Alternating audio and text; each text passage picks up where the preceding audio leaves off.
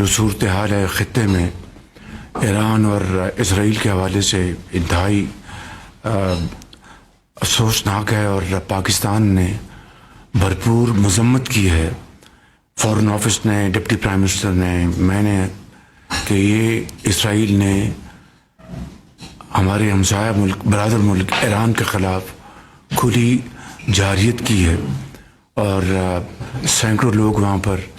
شہید ہو گئے ہیں اور سینکڑوں زخمی ہیں، اور ہنوز یہ جنگ جاری ہے۔ میں سمجھتا ہوں کہ اس کے لیے عالمی جو ممالک ہیں ان کو فی الفور جنگ بندی کے لیے بھرپور کوشش کرنی چاہیے۔ میری اس حوالے سے ایران کے صدر مسعود پزشکیان صاحب سے اس دن بات ہوئی جس دن یہ جنگ چھڑی، اور اسی دن میری ترکی کے صدر سے، ان سے بھی بات ہوئی، طیب اردوان صاحب سے، اور میں نے ایران کے صدر کے ساتھ پاکستان کے عوام کی مکمل یکجہتی کا اظہار کیا۔ اللہ تعالیٰ کرے کہ جلد سے جلد وہاں پر امن قائم ہو، کیونکہ میں سمجھتا ہوں کہ یہ نہ صرف خطے کے لیے بہت خطرناک ہے بلکہ یہ عالمی امن کے لیے بہت خطرناک ہے۔ اس کے علاوہ غزہ میں جو اس وقت جو صورتحال ہے، میں سمجھتا ہوں کہ وہ انتہائی نہ صرف دلگیر ہے، انتہائی افسوسناک ہے۔ 50,000 سے زائد وہاں پر لوگ شہید ہو چکے ہیں، بچے بھی، بوڑھے بھی، مائیں بھی، بہنیں بھی، نوجوان، ڈاکٹرز، انجینئرز، اور ابھی جس طرح میں بات کر رہا ہوں وہاں پر جو ظلم کا بازار گرم ہے۔ میں سمجھتا ہوں کہ اس کے لیے بھی عالمی ضمیر کو اب کب جاگے گا۔ ابھی یہ ہمارے ڈپٹی پرائم منسٹر تشریف لے جا رہے ہیں ترکی، وہاں پر 21 اور 22 تاریخ کو OIC فارن منسٹرز کی میٹنگ ہو رہی ہے، تو اس حوالے سے میری بات ہوئی تھی پریزیڈنٹ طیب اردوان سے، ان سے بھی میں نے یہ گزارش کی تھی۔ خود ان کی جو کاوشیں ہیں، ان کا جو سٹینڈ ہے وہ بڑا واضح ہے۔ بجٹ کے حوالے سے جو بجٹ پیش ہو چکا، اس حوالے سے میں محترم فائنانس منسٹر صاحب کو، ان کی پوری ٹیم کو، سیکرٹری فائنانس کو، چیئرمین FBR کو، اور پھر اتحادی جماعتوں کے حوالے سے ڈپٹی پرائم منسٹر صاحب کو، ان کی باقی ہمارے جو اس میں فائنانس منسٹر بھی ہیں، پلاننگ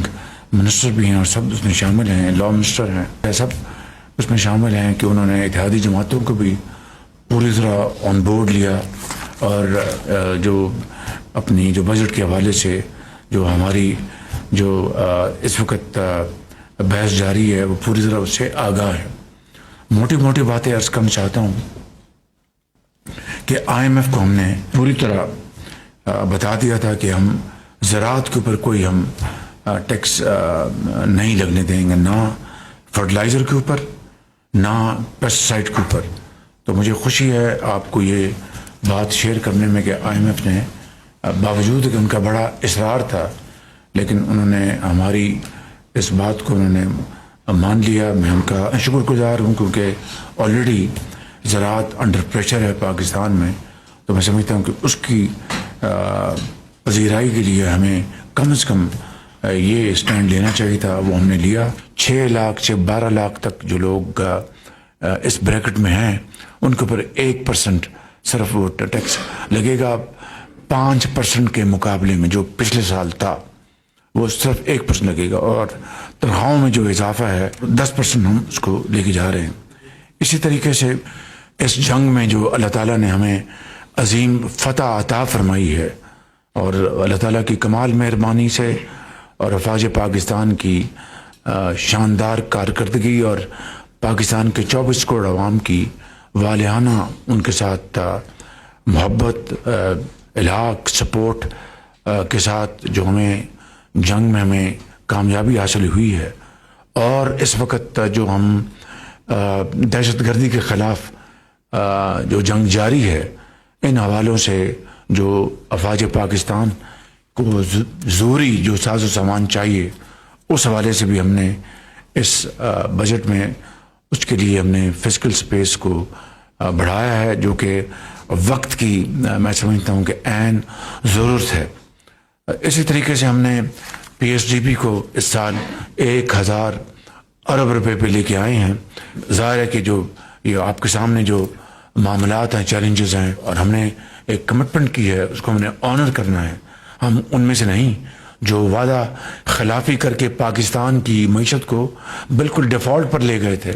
اللہ تعالیٰ کا لاکھ لاکھ شکر ہے کہ 2023 میں ہم نہ صرف پاکستان کو ڈیفالٹ سے واپس لے کے آئے، آج ایک مستحکم طریقے سے ہم آگے بڑھ رہے ہیں۔ فائنلی میں سمجھتا ہوں کہ یہ جو ابھی ہمارے جو ڈیلیگیشنز باہر گئے تھے پاکستان کا موقف پیش کرنے کے لیے، بلاول بھٹو صاحب کی لیڈرشپ میں، اس میں محترمہ شیریں رحمان صاحبہ تھیں، اس میں ہمارے منسٹر کلائمیٹ ہیں وہ تھے، اس میں اور دوسرے ممبرز تھے۔ انہوں نے جا کے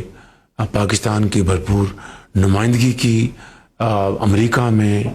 یورپ میں، اور بہت میں سمجھتا ہوں کہ ان کی بڑی ویلیوبل